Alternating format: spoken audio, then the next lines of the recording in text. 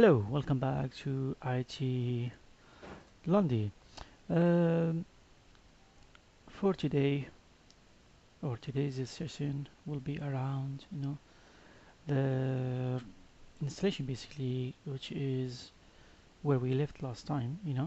So last time we spoke about Azure Environment, and we covered the VM and the network card, and then sorry, the network security group, and we did run them through the installation. For today, we will basically try to use Azure CLI or shell to connect to the VM and run the installation. Without further ado, let's just try to connect to the shell. So browse to your VM, or through the top corner of your subscription you can see the shell. Click on the shell icon. Then if you have storage, you can mount it to an existing storage. If not, you can create a new one. So in my scenario, I need to select the subscription. I did not have any, I deleted the old one, so I've got a new one. So you can see subscription, create a new resource group, or use an existing one, new storage, region for the shell, and if you would like to create a file share. What does that do for us in case if we need to share these scripts, loading, PowerShells, Azure shells, and so on, other scripts which we can run through the bash command lid or PowerShell. So assuming you've selected the right region, the right information, then next is you need to connect to your VM. You've noticed I'm using bash to connect to my Linux VM, so you can do SSH the VM itself, and or in case you're using username password. So you can see if I do the SSH into my public IP address of my VM, and it will basically ask me to put my password, or you can do the same thing if you enable the public key, like SSH username, which is the long username we created earlier, at public IP address, and then that will use the public key. As soon as you connect to your VM, then you will see something like this. It's some links to Ubuntu documentation, like help.ubuntu.com, landscape, and then the support itself. Okay, this is just connecting to the VM.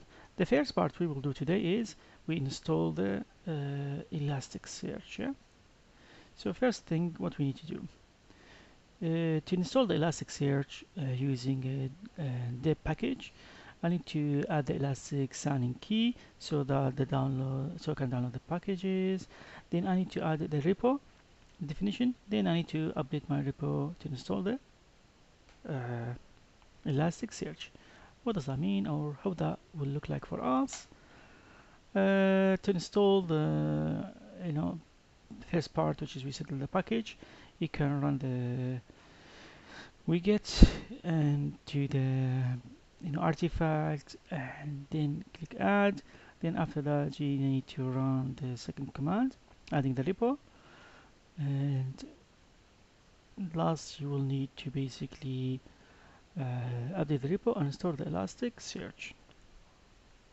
After the installation, this is how it looks like for us. You can use this command to install Java as a dependency, the package, since ELK Stack runs on Java ecosystem, so you can do sudo install default JR and as a dependency, and then you go through the commands we showed earlier, and then you can install them. Okay, and you can see the package and the command, and then you need to, after the installation of the Elasticsearch, we need to amend the file to point it to the right settings. So you need what you need to update the config to reflect your requirement. For example, in our scenario, in our demo, I'm using localhost and the port 9200, and I update the master to my private IP address, which is 172.16.04. This is the machine private IP. In your scenario, it could be the clustering. You can see the title says a cluster master node, and then you see the port, and then if you need to use localhost or name of the cluster itself. However, you need to use the vim to navigate to the file and then edit it. I assume you're familiar with the Linux command vim or v, and you can just change and update it. After updating the settings with the right information, then you need to start the Elasticsearch. Hopefully it should be straightforward. Next is the Logstash. Logstash dependency, again, Java 8 and above. You can use sudo to install it, and then you can configure the pipeline. Again, similar to the previous one, it is a straightforward sudo git install default Java to validate Java already there. And if you are happy to validate if Java is there, you need to do sudo git apt-get install Logstash, and then that should basically install for us the Logstash. Okay. Next is the Kibana. Again, what do I need to run the Kibana? I need to run the apt commands and install Kibana, and then similar to the previous one, we need to update the YAML settings, and then we start it. How that will look like for us: sudo git install and Kibana.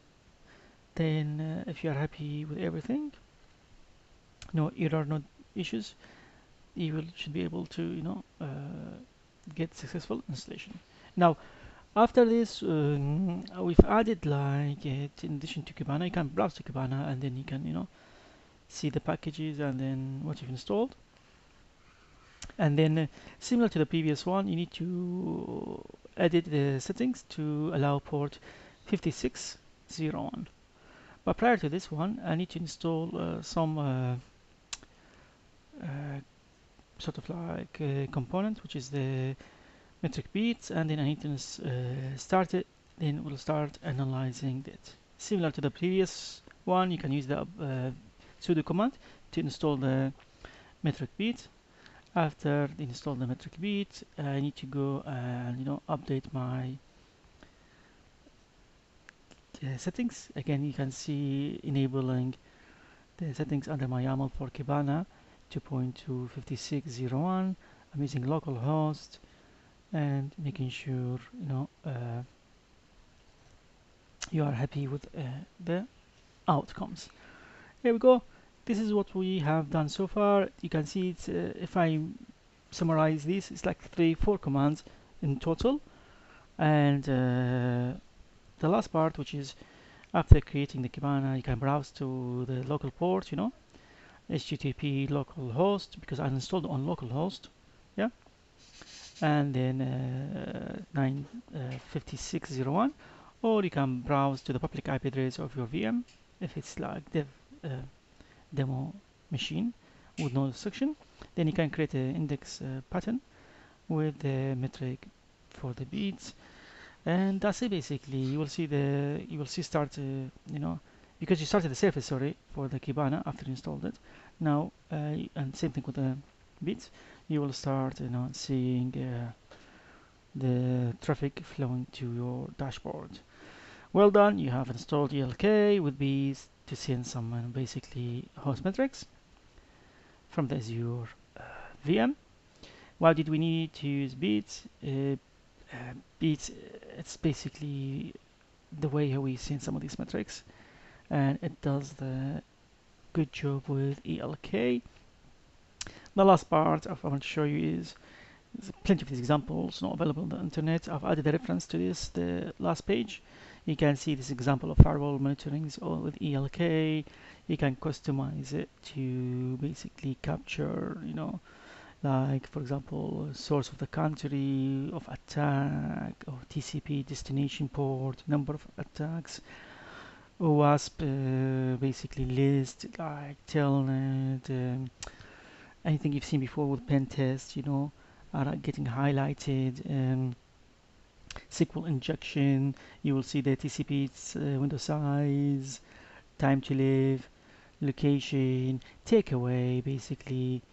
You can create, sophisticated, rich dashboard based on the environment, based on the team, based on, I will say, division.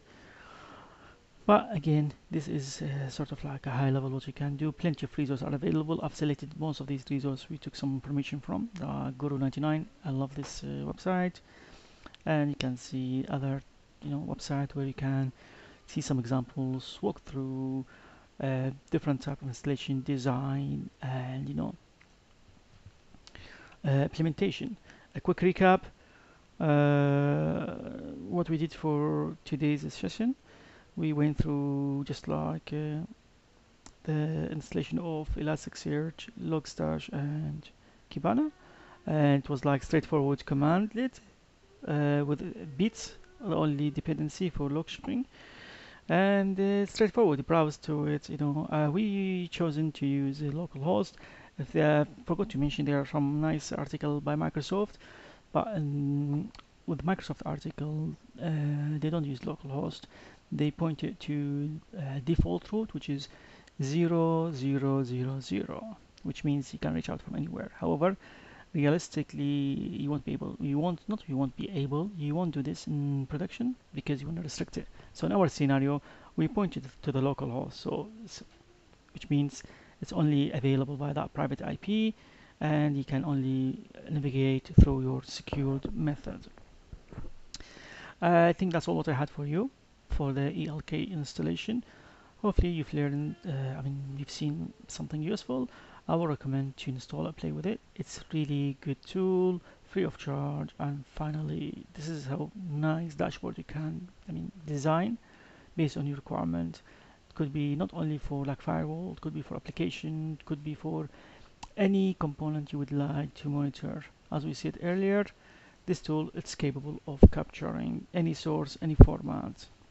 Thank you for watching, and we shall see you at new course.